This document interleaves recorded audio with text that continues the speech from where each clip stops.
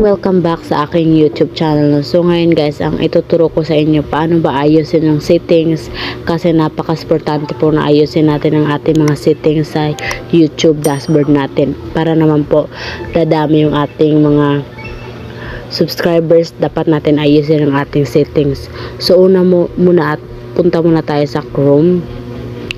Guys, make sure nakapag-subscribe kayo. Dito po nabibigay po tayo ng tips, paano dumami ang subscribers, paano dumami ang mga views dito sa ating YouTube channel. Huwag kalimutan mag-subscribe guys, and i-click mo notification bell para updated po kayo sa mga susunod na videos ko. I-search lang po natin yung YouTube dashboard login. So, kapag nandito na tayo guys, pindutin lang natin ang sign in. Antayin lang natin. Dito po is ayusin po natin ating settings para yung mag-subscribe sa atin is makikita nila ang mga videos natin. Ito po yung magtutulong sa atin para dumami yung ating mga subscribers. Antayin lang natin guys ha.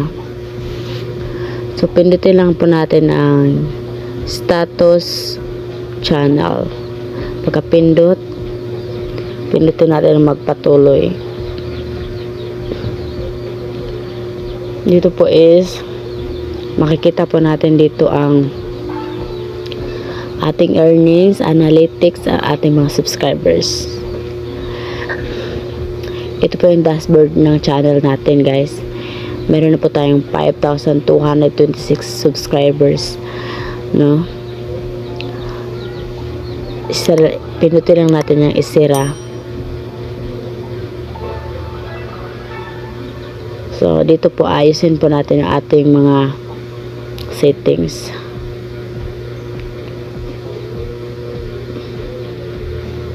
Makikita nyo dyan, mayroong mga content. Kapag mag-monetize kayo, pindutin nyo dyan. So, next vlog is turuan ko kayo paano mag-monetize ng isang videos. So, dito muna tayo sa itong baba ng dollar sign. Itong, ito, yan. Dapat yan po ang pipindutin pag customize ng channel. Dito po natin makikita, no? So, ito po is yan po yung linagay ko. So, palitan ko lang. Pindutin ang dot na tatlo. Palitan ang video. Pindutin natin ang palitan ng video. So, dito tayo. Hahanap tayo ng iba dito. So, yan po yung gusto kong ilagay. So, ganun din po sa kabila. So, pindutin nyo muna yung video. Tapos, lalabas yung dot na tatlo. So, dito naman, palitan din natin ng videos. So, make sure, ito po, ayusin ko pa mamaya yung, yung kanyang thumbnail. So, okay na po yan guys, no? Yung ating trailer ng channel. So, okay na po yan. Trailer ng channel para sa mga taong hindi nag-subscribe. So, sa mga taong hindi nag-subscribe, yan po is makikita nila.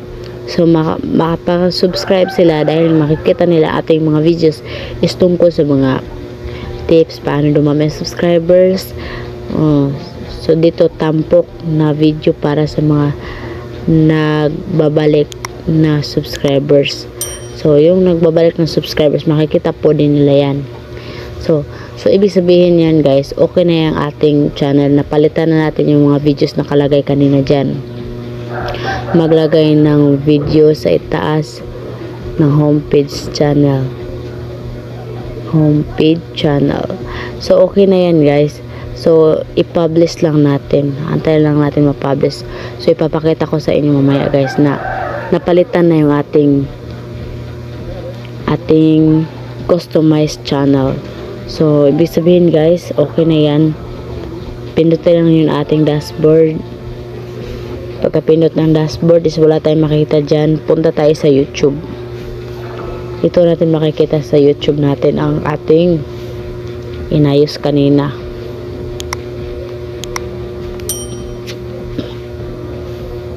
So, just wait lang guys ha. So, kung makikita nyo dyan guys, nakalagay na siya dyan. Oh, tingnan nyo, nakalagay na siya dyan. So, susunod videos, ito po eh. So, napakaganda po talagang maglagay tayo dyan. Sa yung hindi pa nakapag-subscribe is makapag-subscribe sila. So, sana po nakakuha kahit papaano ng kaalam sa ating vlog ngayon. So, huwag kalimutan mag-subscribe sa ating YouTube channel. Sa hindi pa po nakapag-follow sa ating Facebook page, pwede po kayong mag-follow doon at open po ako makipag-collab doon sa isang YouTube ko.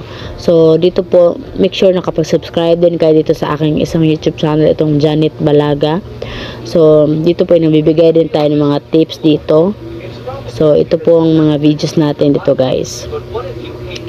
So, huwag kalimutan mag-subscribe and like sa aking YouTube channel. Thank you for watching guys. Bye-bye.